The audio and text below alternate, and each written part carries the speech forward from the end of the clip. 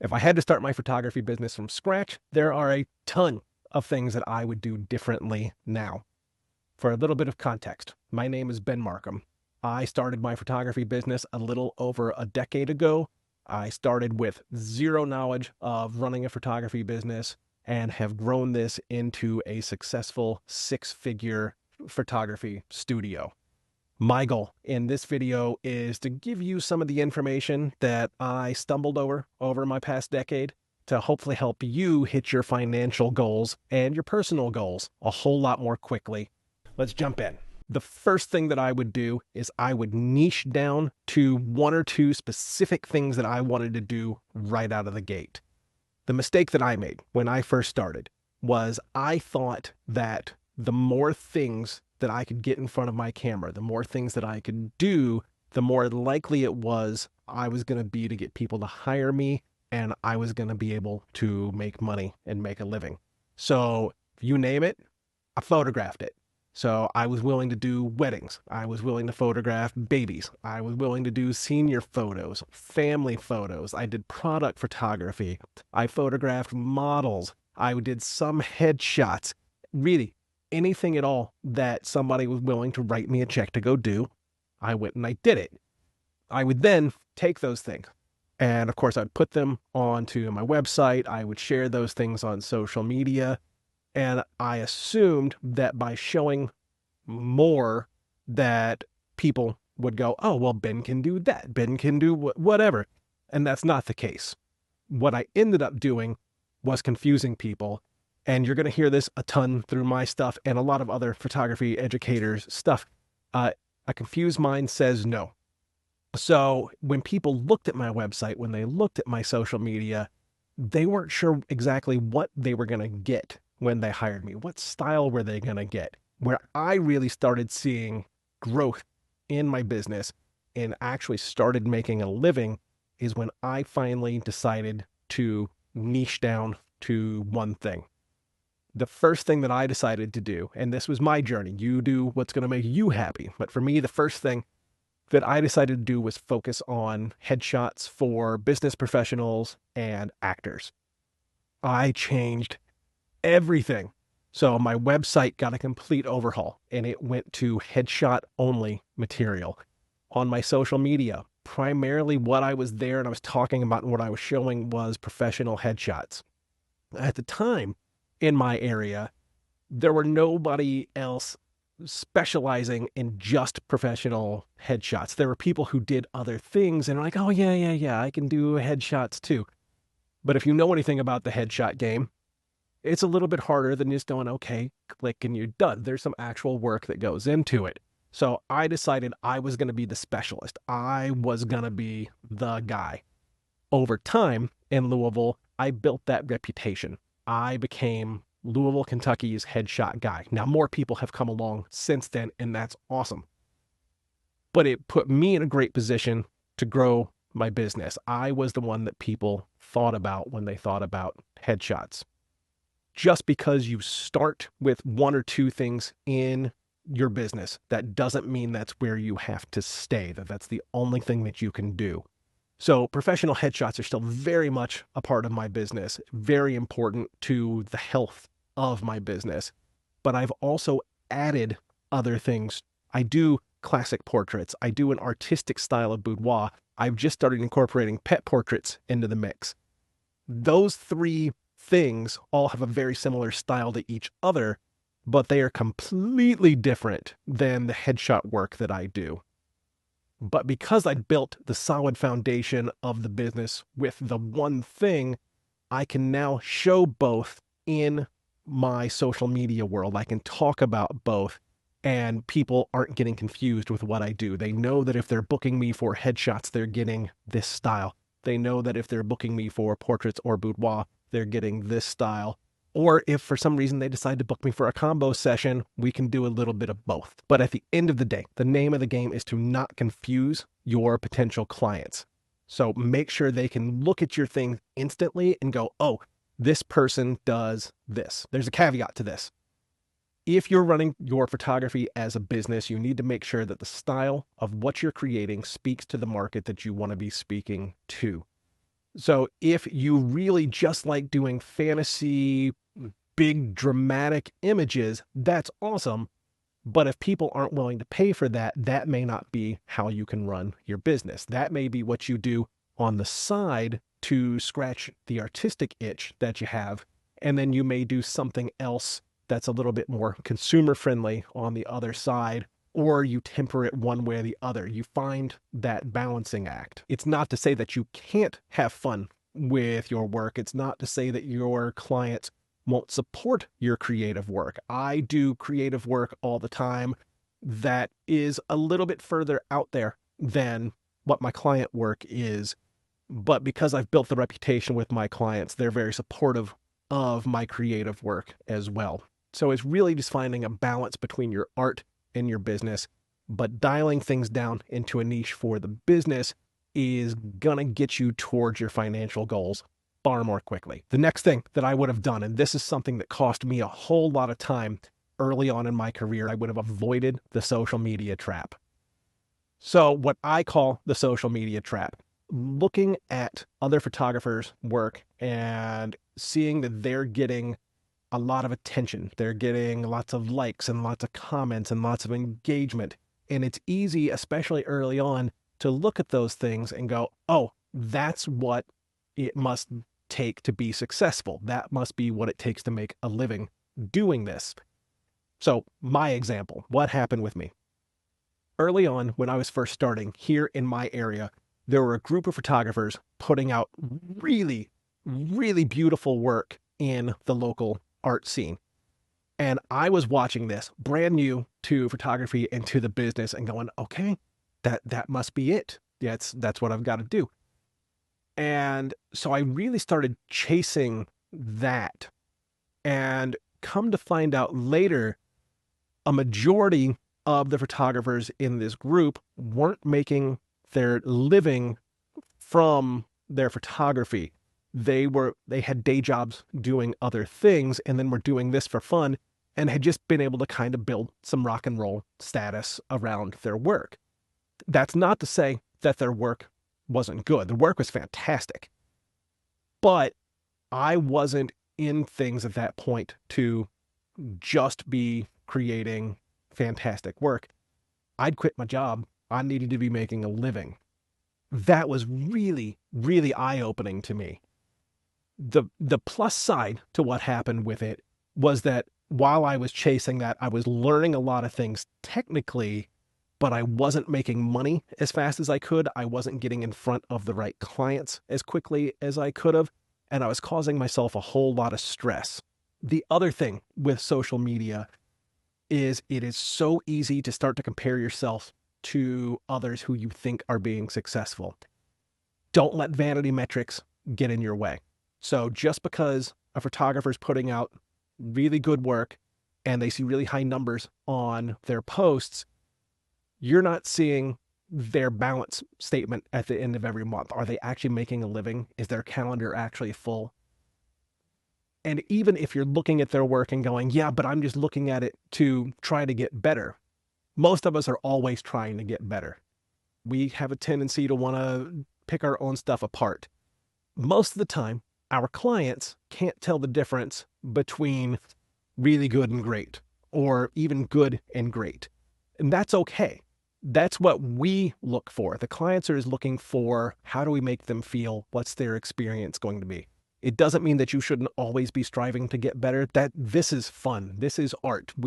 There's always exploration and trying to learn new things, but don't let comparing your work to other people's work take that joy of growing your business and take that joy of your own self-discovery and growth away from you. And probably the most important part of that is, what are you most interested in? Are you most interested in the vanity metrics, likes and follows and that sort of thing going viral? Or are you interested in having a really solid client base who loves your work and supports you and is willing to pay you so that you get to keep doing this and earning a living doing it? This is a big one, and this is hard for a lot of people who are new to the photography business space. It's hard for a lot of people who've been in the photography business space for a while as well. And that is how to price yourself. I'm going to be putting together an entire tutorial on pricing. I've got it scripted out. I just have to get it recorded. And if you want to be alerted when that tutorial comes out, I'll have a link down below. You can sign up for the mailing list. And as soon as that tutorial comes out, I'll let you know. Here's where I really screwed this up in the beginning. When I first started and I decided headshots are going to be my jam, I decided without doing any research on anything that I was going to charge $150 for a headshot session. And I was going to include 4 images in that session. That is extremely, extremely low. To hit the financial goals that I had set for myself, I would have had to have somewhere between 20 and 30 clients a week to make those numbers happen.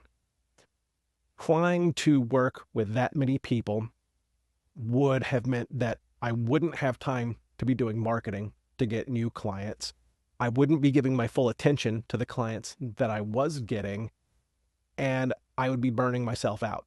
That's a lot of clients to try to take on in 1 week for any photography business. What I should have done, and if I was doing it again, is I would figure out my cost of doing business, and I would figure out how much I want to work in a week, how much money I wanted to make in a year.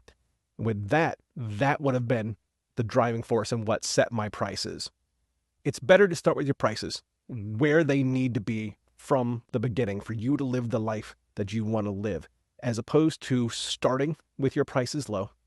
And then when whatever switch flips for you that you feel like you now deserve more, that you'll raise your prices then. What ends up happening if you do that is any goodwill with clients that you were charging low prices for before is gone. You're going to lose a majority of those clients, right? Now, not all. Some may take the journey with you. Some may get it, but most of them probably aren't going to come along with you. It's better to start your prices where they need to be and build that great client base who knows your worth and values your work and values your time. They will be supporters for your entire career. There's also a thing called pricing psychology. So people base value on what something costs. When I had my prices set at $150 for a session, the kinds of people that I was attracting to my business were people who were looking for a deal and people who were going to ask for deals and try to do things that they could to try to get discounts. And it ended up causing a lot of stress because I didn't have room for discounts in my prices, even if I wanted to. Once I figured it out that I needed to be charging a lot more to be living the life that I want to live and providing the kind of service that I want to provide, the clients that I started attracting got better. And because I'm charging what my work is worth, what my time is worth, my clients value the work more. It all plays together at the end of the day. I use a sugar example, and the prices are going to be a little bit off now, but I'm guilty of this. I've totally done it, where I have been at the grocery and I go down the baking aisle and there's 2 bags of sugar. You know, there's the white bag with black writing, sugar. And then there is the fancy bag with all the fancy logo and all that jazz on it. So the Sugar brand sugar in its white packaging cost $1. The fancy sugar brand with all the different colors and everything on it is $3. I'm completely making those numbers up, but you get the idea. My brain has looked at those 2 bags of sugar and gone, the $3 one must be better because it's more expensive. It's the exact same sugar. So pricing psychology is a thing. That's not to say go set your session prices at $10 million just because. There needs to be some of the science and math behind it, but we'll cover that in the pricing tutorial. With all that talk on pricing yourself, now we need to talk about spending money. One of the things that I did when I started out is I would do anything that I could to try to save a few dollars. And for example, I do my headshots on solid white background.